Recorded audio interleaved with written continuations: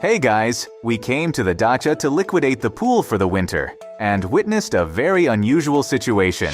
It turns out that praying mantises can swim.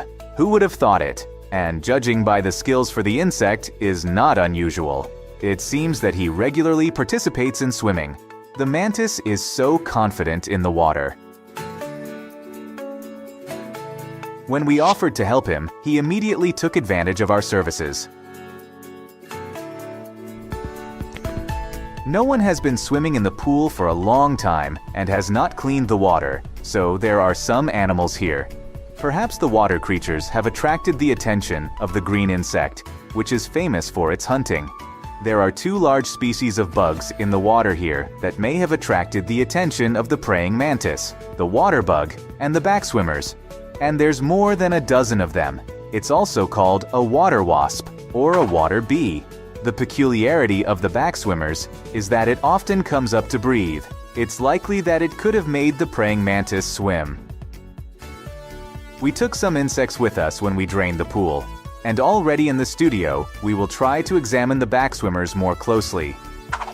It seems that these bugs have a metallic silver color on their backs. In fact, their wings have a water-repellent coating, and the metallic color is nothing but air. It is a kind of camouflage, because when the aquatic dwellers look from the bottom up, they see a bright sky.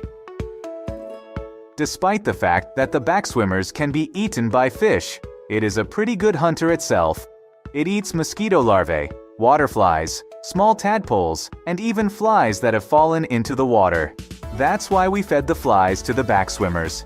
Let's see how they react.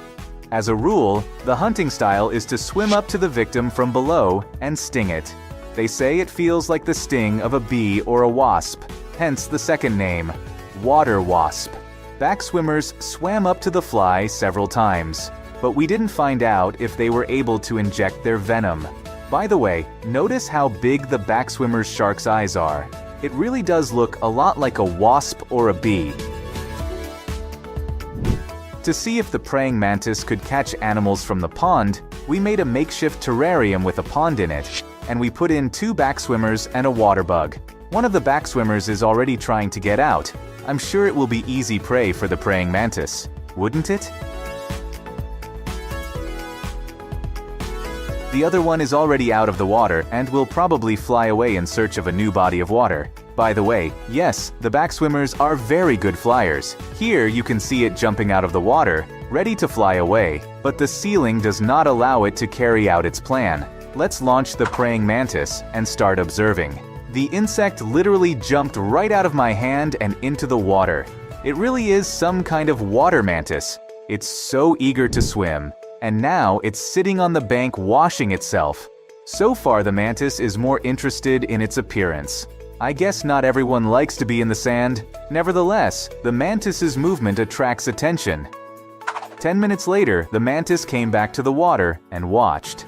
Now it's more like fishing. Even without attacking, it's clearly enjoying watching what's going on. Finally, the mantis waited for its chance and prepared to attack. It was a nice try, but it had to swim again. Let's see what happens next. At this point, the mantis doesn't seem to be adapted to hunting aquatic creatures. However, the mantis is not one to give up easily. It continues to watch its lunch on the bank. Here's a backswimmer literally walking into its jaws. The mantis missed the opportunity to have a snack without jumping into the water, so he decided to shorten the distance to the water to be sure of attacking his victim. After a while, the mantis had a perfect opportunity, but remembering his previous bad experience with swimming, he did not risk attacking this time. He just got his foot wet. And here, backswimmer himself got out, but then he changed his mind and went back into the water. And the climactic moment came after an hour of watching. The mantis tried to climb up the glass, broke off, and fell into the water. And already in the water, it somehow grabbed its victim and immediately began to eat it. Again, it's an incredible coincidence with this outcome. Literally, lying in the water, the praying mantis continues its meal. It turns out that he also likes to snack in the bathtub. What a gourmet! This is where the mantis has to eat underwater. This is something we've never seen before in all the hours we've spent watching this insect. The mantis is eating underwater. Does it have gills? Or is it so engrossed in its snack that it doesn't pay attention to its position? Let's see what it does when it needs to breathe.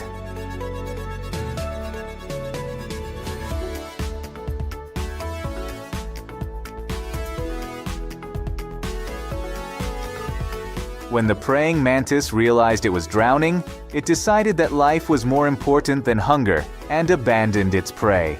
Bottom line, the mantis isn't a very good fisherman.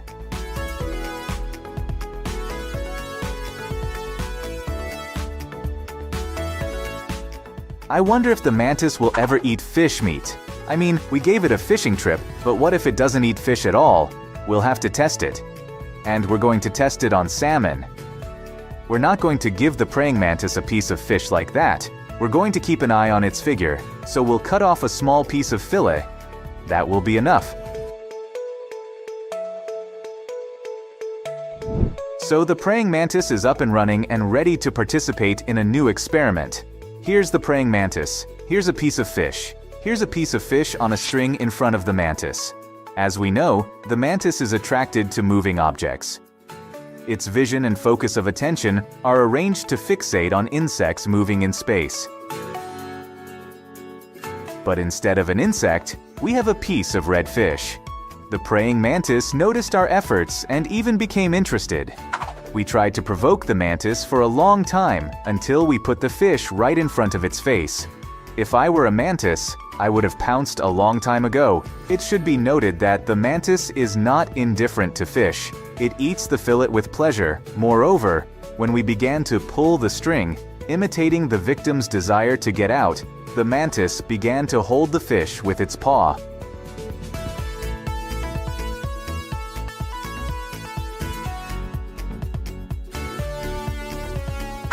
How surprised we were when it turned out that this praying mantis is so tame that it is even willing to take treats from your hand. This is a real pet.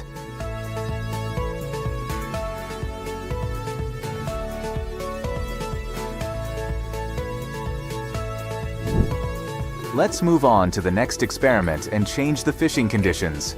Let's create an improvised puddle where we will add backswimmers. The depth of the puddle is less than a centimeter, as you can see in the background of the nail. We lower the praying mantis and see what it does. We simulated its accidental fall into the puddle where the backswimmers live. Here the mantis took a lying down position and lowered its mouth into the water, and it's in that position for quite a long time. It's not clear if it can hold its breath for that long, or is he breathing something else? Our puddle is slowly draining and getting smaller, all because we glued a terrarium instead of an aquarium and it was not airtight. It'll be easier for the mantis to hunt. Although he's still busy climbing, falling, and swimming. The backswimmers, on the other hand, do not stand still and annoy the mantis periodically.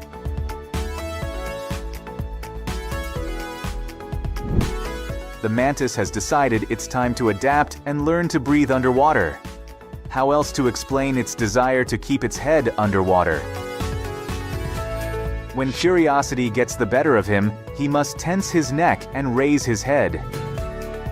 Periodically, the mantis would try to swim to its prey, but it's clearly out of its element, and it's not comfortable here. It's more concerned with its own safety than with the hunt. There are instincts that are more important than hunger.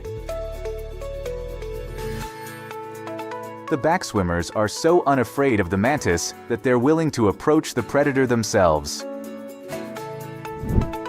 We were surprised when, after a while, the mantis was able to learn the technique of swimming. However, the water is clearly not a place where the mantis can find food.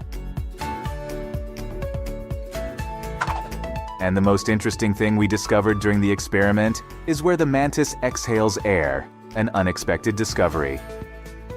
That's all for now. Bye, bye, bye.